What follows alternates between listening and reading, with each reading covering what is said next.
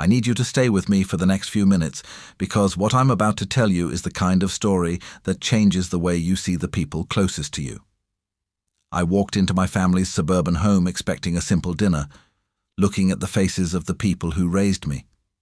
Nothing felt different. But by the time I went to bed that night, everything I thought I knew about my family was gone, and I was completely cast out into the cold. And what I found out next, most people can't even bring themselves to say out loud. Welcome to Family Secrets and Revenge. Before we go deeper into this story, take a second and hit that subscribe button, give this video a like, and let us know where you're watching from. I'm curious to know how far these stories travel. To understand how the trap was set, you have to understand who I was to them. My name is Julian Vance, and for 3 years in Silver Spring, Maryland, my family viewed me as the ultimate disappointment. My older brother Garrison was a high-flying corporate consultant in Washington, D.C., always wearing tailored suits and talking about his quarterly bonuses. My sister Clara married into a wealthy real estate family and spent her days hosting charity galas. And then there was me. I wore faded hoodies, worked irregular hours from a cramped desk in my small apartment, and rarely spoke about my finances. To my parents, Richard and Eleanor, I was a ghost failing to launch. They assumed I was scraping by on gig economy crumbs, barely making rent. The truth was something they couldn't possibly comprehend, mostly because their eyes were blinded by glitz and status symbols. I wasn't broke. I was the founder and chief architect of a proprietary automated logistics software called Apex Flow, a system that streamlined supply chains for mid-sized shipping firms across the East Coast. I had built it from nothing, working 80-hour weeks in absolute secrecy. By the winter of 2025, the company was valued at $8 million, and a major tech conglomerate was preparing a buyout offer. But I kept my mouth shut. I wanted to ensure the deal was entirely finalized before sharing the joy with my family. I wanted to surprise them. But greed moves faster than celebration. It all came to a head on a freezing Tuesday evening. My mother had called a mandatory family dinner at their sprawling brick estate. I thought it was just a holiday gathering, but the moment I stepped into the dining room, the air felt heavy, transactional. There were no plates on the table, only folders. My father didn't offer me a drink, he simply pointed to a chair at the foot of the long mahogany table.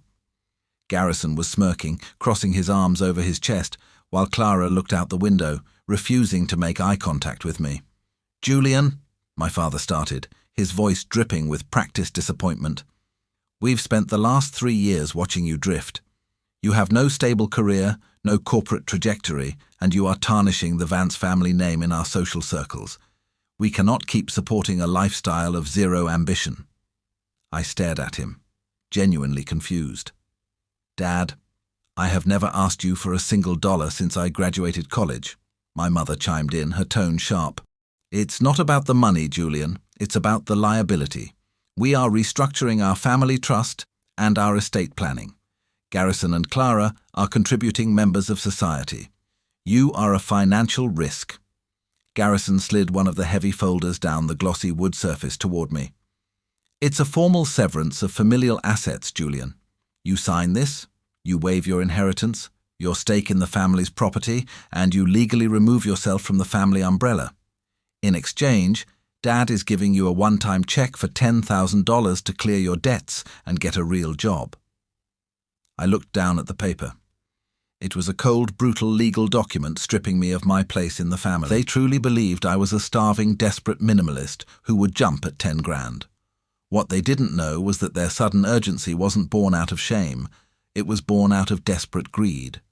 2 weeks prior, Garrison had made a series of catastrophic, unauthorized investments using the family's primary real estate holdings as collateral.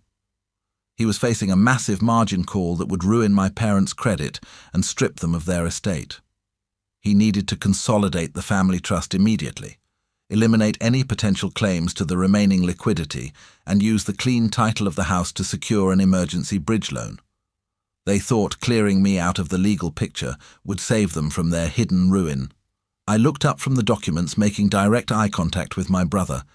I saw the slight sweat on his collar. I saw the desperation in his eyes, that he was masking with arrogance.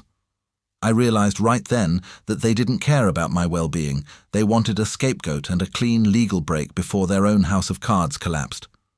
If I signed this document, I was legally untangled from any liabilities they might incur in the future. Their cruelty was actually my golden parachute. "If this is what you truly want," I said softly, picking up the heavy pen, "if you believe I am a drain on your legacy, I won't stand in your way." Clara let out a soft sigh of relief, and Garrison's posture instantly relaxed. They thought they had won. They thought they had successfully manipulated the weak link of the family into taking a tiny handout while saving their own skins. I signed my name boldly on the dotted line, pushed the papers back to my father, and stood up. I left the $10,000 check sitting on the table. "Keep it," I said. "You're going to need it more than I do." For the next 6 months, the silence was absolute. I was officially dead to them. They blocked my number, removed my photos from the mantel, and carried on with their lives, believing they had successfully trimmed the dead weight from the Vance family tree. Meanwhile, I finalized the acquisition of Apex Flow. The buyout went through for a staggering $12.4 million in cash and stock options. I moved out of my small apartment and bought a secure, private penthouse overlooking the harbor in Baltimore. I watched their lives from a distance through public records and industry murmurs. Just as I predicted, Garrison's financial band-aids failed. The bridge loan he secured using my parents' house wasn't enough to cover the bleeding of his bad investments. The market shifted, the interest rates spiked, and the lenders began knocking on the door of the Silver Spring estate. My parents were completely blindsided when they received a formal foreclosure notice. Garrison had lied to them about where the money was going, and Clara's husband refused to bail them out, protecting his own family's wealth from the sinking ship. Before we continue, take a second and share your thoughts so far on this story below. I read every single one. Think about Julian's position here. Would you have kept your massive success a secret from your own parents while they faced total ruin, knowing they discarded you like trash? Let me know in the comments right now. When the bank officially scheduled the auction for the family home, my father went to his high-priced corporate lawyers to see if there was any legal loophole to pause the foreclosure. The lawyers reviewed the family trust and the historical property deeds. They discovered that 20 years ago, my grandfather had placed the underlying land of the estate into a separate secondary corporate entity, ensuring it couldn't be easily liquidated. But there was a catch. Because of the way the legal clauses were written, that specific land could only be managed or sold with the unanimous consent of all living descendants, or if a single descendant purchased the controlling shares of that specific shell. Company.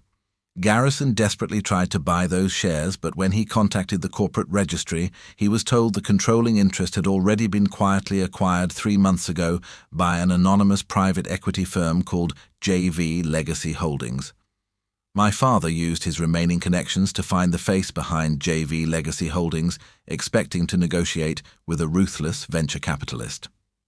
Instead, the trail led directly to a high-end corporate office in downtown Baltimore. On a rainy Thursday afternoon, the door to my private office opened. My father and Garrison walked in, flanked by their tired-looking attorney. They were pale, exhausted, and visibly broken. They expected to find a corporate raider. Instead, they found me, sitting behind a minimalist walnut desk, wearing the same casual clothes they used to despise. The look of absolute, jaw-dropping shock on Garrison's face was worth every single hour of silence I had endured.